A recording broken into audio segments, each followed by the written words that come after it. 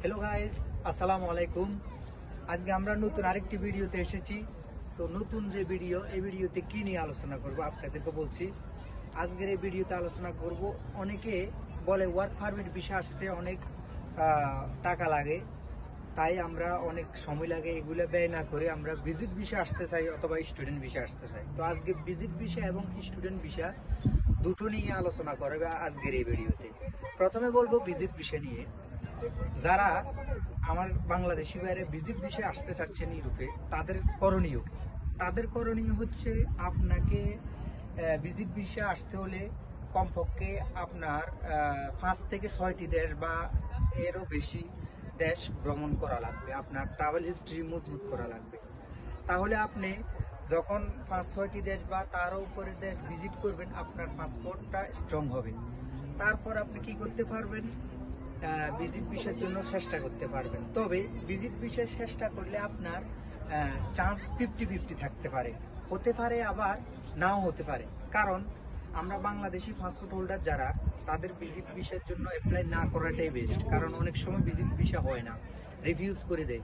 Visit visa হলেও আপনাকে এম্বাসিতে নানান প্রশ্ন করে, আপনাকে প্রবেশ করতে দেয় না।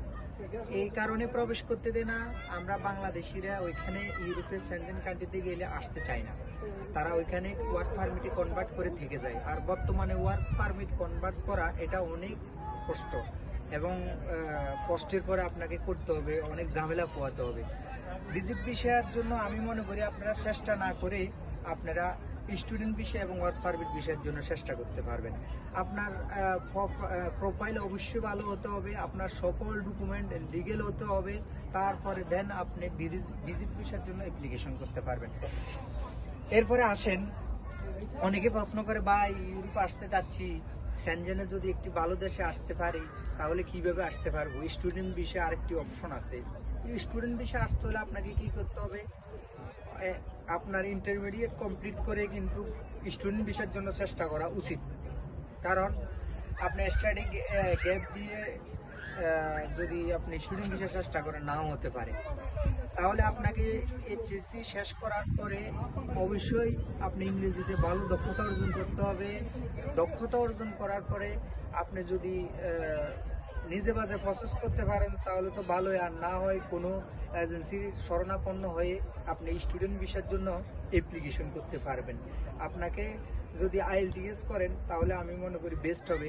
IELTS করলে আপনাকে তারা অবশ্যই সহযোগিতা করবে। IELTS করার পরে আপনার স্কোর যখন 6.7 এর উপরে হবে বা এই হয়, তাহলে আপনি কিন্তু স্টুডেন্ট ভিসার জন্য ইউরোপের সেনজেন অনেক বিশ্ববিদ্যালয় কিন্তু কোটা খালি আছে। আপনি ভালো দেখি একটি কলেজ চয়েস করতে পারবেন। কলেজ চয়েস করার পরে আপনাকে ইউনিভার্সিটির ফি দিয়ে অথবা আপনার ডকুমেন্ট দিয়ে সকল সার্টিফিকেট লিগ্যালাইজেশন করে বাংলাদেশের থেকে তারপরে কিন্তু আপনি স্টুডেন্ট ভিসার জন্য অ্যাপ্লিকেশন করতে হবে। স্টুডেন্ট ভিসার জন্য আপনি অ্যাপ্লিকেশন করলে আপনার কলেজ থেকে যখন আপনার মিনিস্ট্রি থেকে যখন অ্যাপ্রুভাল চলে আসবে, তখন মনে করেন যে কনফার্ম আপনার ভিসা ইনশাল্লাহ 100% হবে। এরপরে আপনি বাংলাদেশে কিন্তু এম্বাসি নেই ইউরোপের সেনজেন কান্ট্রি।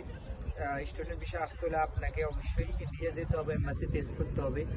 আপনি এম্বাসিতে ইন্টারভিউ দিতে হবে, ইন্টারভিউ সিলেক্ট আপনাকে পরবর্তীতে জানিয়ে দেওয়া হবে। আপনি অনেক ক্ষেত্রে পাসপোর্ট রাখে না, পাসপোর্ট নিয়ে চলে আসতে পারেন।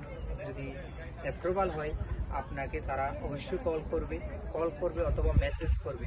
তখন আপনার স্টিকারটা 2 দিনে হয়ে যায়। আপনার অ্যাপ্রুভাল চলে আসলে স্টিকার আপনার 2 থেকে 3 দিন বা 1 সপ্তাহ 10-15 দিনের ভিতরে হয়ে যায়।